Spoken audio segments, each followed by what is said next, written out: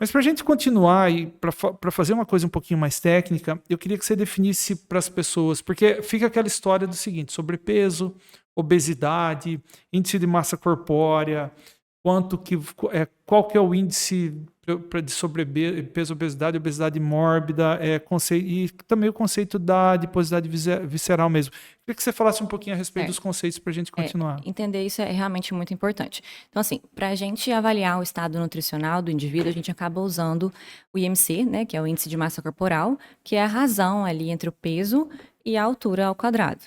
E aí, um IMC entre 25 e 29,9 seria sobrepeso. Um IMC de 30 a 34,9, obesidade grau 1.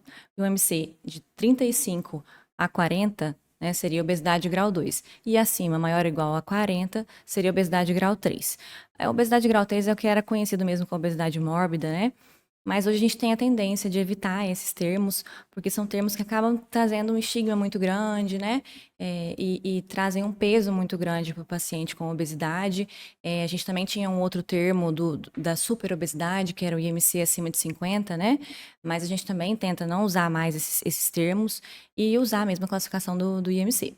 Mas o IMC, assim, ele é uma ferramenta muito prática, muito simples, fácil, mas ele tem suas limitações, né? Inclusive, para a gente avaliar mesmo a distribuição de gordura corporal. Então, a gente acaba deixando de avaliar a adiposidade visceral, que é a gordura abdominal, né? E que, inclusive, é a gordura metabolicamente mais ativa, que é a gordura que está mais associada com o risco cardiometabólico. Então, a gente não pode deixar de avaliar isso, né, na nossa prática. Então, a gente usa alguns outros elementos. Um outro elemento simples é a circunferência abdominal, né, essa circunferência de cintura que a gente usa na prática.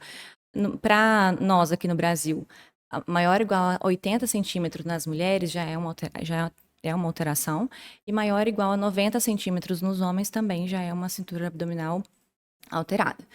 E outras ferramentas que a gente usa mais precisas também são a bioimpedância elétrica, a densitometria do corpo inteiro, ressonância magnética. Inclusive, ressonância magnética é até um padrão ouro para fazer essa avaliação, mas é pouco disponível, né? Um exame muito oneroso. Então, assim, na prática, a gente acaba usando muito a bioimpedância elétrica, que tem suas limitações, mas fazendo o exame de uma forma Correto. correta, a gente consegue ter a credibilidade ali dos dados, né? E fazer uma boa avaliação do paciente. Você sabe, eu acredito muito na relação da obesidade com biotipo, né? Então, tem algumas pessoas que têm um biotipo diferente, então tem os longilíneos, brevilíneos e etc, e assim por diante. Então, dito isso, queria te perguntar uma coisa, assim, existe aquela história da família, minha avó era obesa, minha mãe, e etc, eu vou ter sobrepeso, eu vou ser obeso também, e etc. Eu queria que você me falasse assim, se existe sim a relação genética da obesidade, ou se isso é muito mais, a obesidade é muito mais por conta de hábitos e, digamos, hábitos e vícios até, né? Mas em Uhum. especial os hábitos alimentares. E se a pessoa, mesmo vindo de uma família que é relativamente obesa, ela consegue obviamente prevenir ou se alimentar melhor e etc. Então, eu queria que você falasse a sua visão a Certo. respeito disso. Assim, a gente não pode entender a obesidade como só um fator causal isolado, né? Realmente aquela interação que eu te falei de gene, ambiente e comportamento, né? Mas tem sim um fator genético importante. Tem até tipos de obesidades monogênicas, né? Que são mutações em um único gene que fazem obesidades, assim, com um paciente com obesidade um pouco mais grave, que começam ali no início da infância, mas são causas mais raras, né?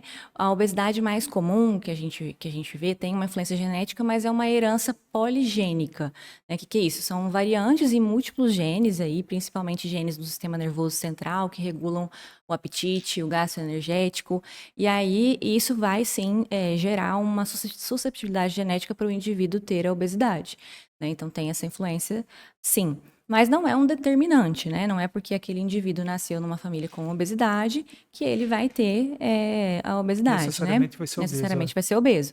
Mas tem sim um maior risco, né? Pode ter sim um maior risco, principalmente se esse paciente conviver em um ambiente obesogênico, né? Que a gente costuma falar.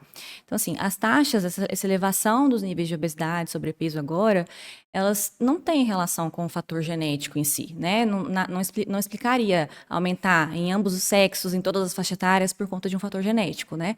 É mais mesmo as mudanças da dieta moderna, do comportamento mais sedentário, né? Então, hoje a gente tem dietas muito ricas em gordura, em alimentos ultraprocessados, alimentos ricos muito em açúcares refinados, né?